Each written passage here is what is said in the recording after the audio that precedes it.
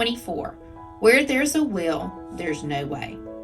I decided I wouldn't have to leave right away. Babies take a long time to be born, almost a year, so I could wait. As the summer heat cooled and the leaves began to turn yellow and orange and red, my aunts traveled to the markets in turn. They traded their yarns and cloth and tapestries for grain and potatoes and carrots and onions. Ida came back with a bushel of apples and a pot of honey, which Hadel thought was very foolish, but even she couldn't hide her delight at eating apple pies and hot biscuits drizzled with honey. I licked my lips at the sight of all the food stacked in piles for winter. I thought I had time to stay through the winter. One morning, when the first frost appeared, Hadel asked me to help her with a chore. She rarely even spoke to me, so I found it strange that she would ask for my help. But the chore she wanted help with was even stranger. It's time to move the pixie nest. Pixie nest? Move them? Want to get the pixies out just before they're ready to sleep for their winter, so they're too tired to move back. Why don't you just move them when they're sleeping? Have you ever woken a pixie from its winter sleep? Foolish thing to do. We move them while they're tired, but not sleeping.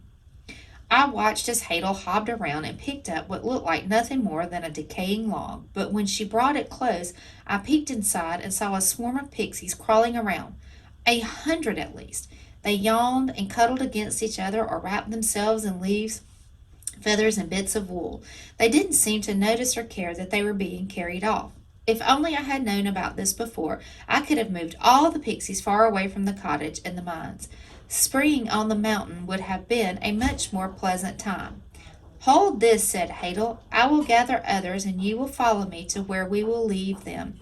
She placed the nest gently in my arms and then hobbled off to gather other nests.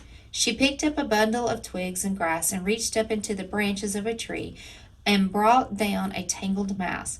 This one looked like a bird's nest, only woven completely shut in a delicate sphere. Another nest was made of leaves and twigs that hung like a basket from a tree. She cradled the nest in her apron. I looked down at the long nest in my arms. A pixie had fluttered sleepily to the opening. It chirped and sniffed like a squirrel searching for food. It fluttered its wings and landed on my hand. Oh no, another came, and another, until half the nest had risen from the sleepy stupor and were crawling up and down my arms and head, chirping and squeaking. One pixie with bright orange hair crawled down my nose, wrapped his hands around my nostril, and looked inside. His wings tickled my nose. I sneezed, and all the pixies shrieked and swarmed around me. Soon they settled again and continued their exploration. Hadel came around a tree and froze at the sight of me. I think it would have been better to wait until they were really asleep, I said. Stay still, she hissed. I am. Don't move. I'm not. Stop talking. I shut my mouth. With one hand, Hadel untied her apron and gently placed the nest on the ground. She took a bucket and filled it with dirt and walked slowly toward me. I'm going to pour this on you, but don't move until I say. Understand? Don't answer. Don't move. Don't even blink.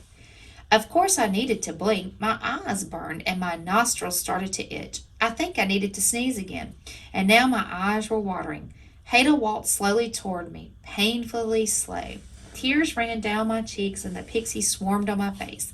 The sneeze was burning in my nose. I tried to hold it in, but that only made it worse. I exploded. Achoo!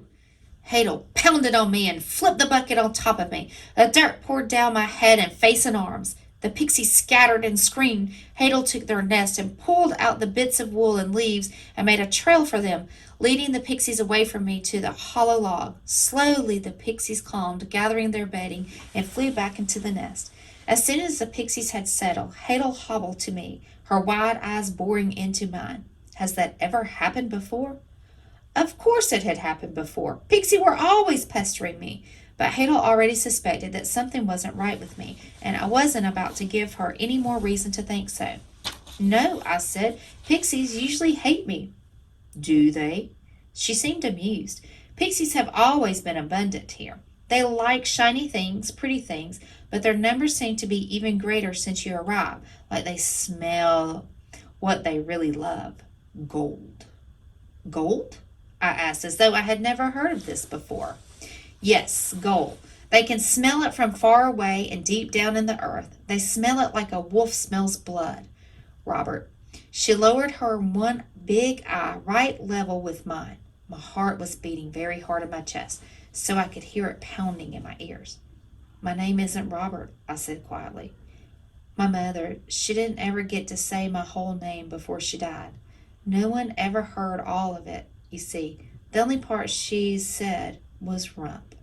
I laughed nervously, but Hadel didn't. She only widened her big eye. She knew what the name was really supposed to be.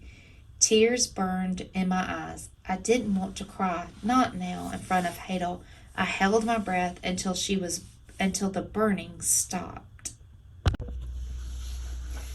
So you've spun, have you? Asked Hadel. Her voice was a little softer now. I nodded. Spun yourself into trouble?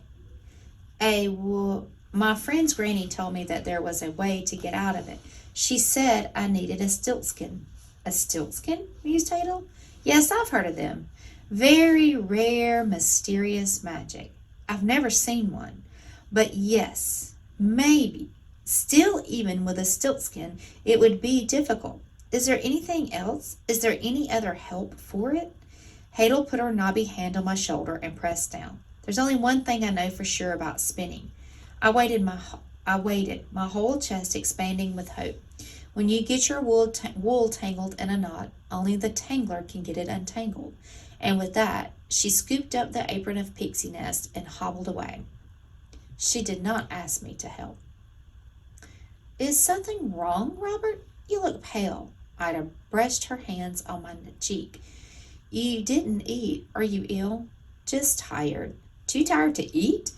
Hadel glanced at me, but didn't say anything. She didn't tell Ida or Bathilda about my name, and somehow this made me feel even more hopeless, as if there was no need to explain, because there was nothing they could do. Ida sent me to bed early, but no sleep came. I waited for my aunts to settle in, and once I heard their even breathing and snores, I crept into the wool room with a handful of straw.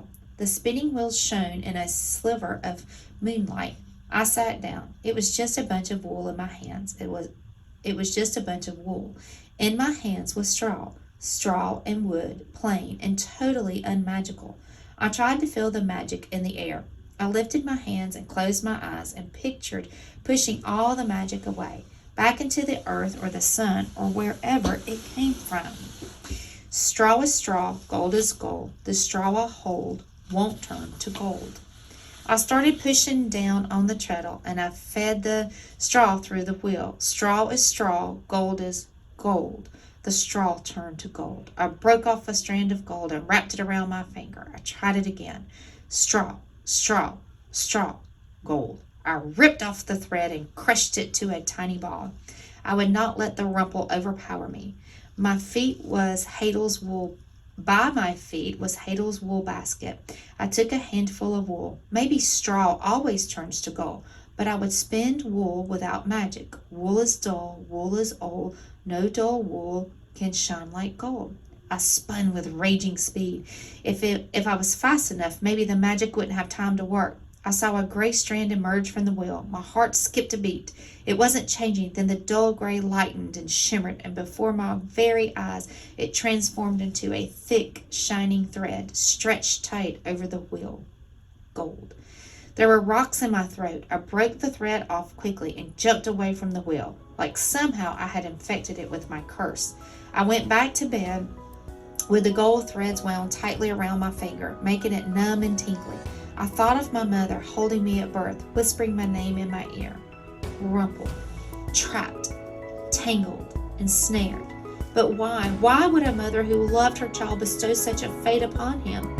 I wanted there to be more, another explanation. But the more I thought about it, the more trapped and tangled I felt. And I knew that there was nothing more, only the cruel echo of my name.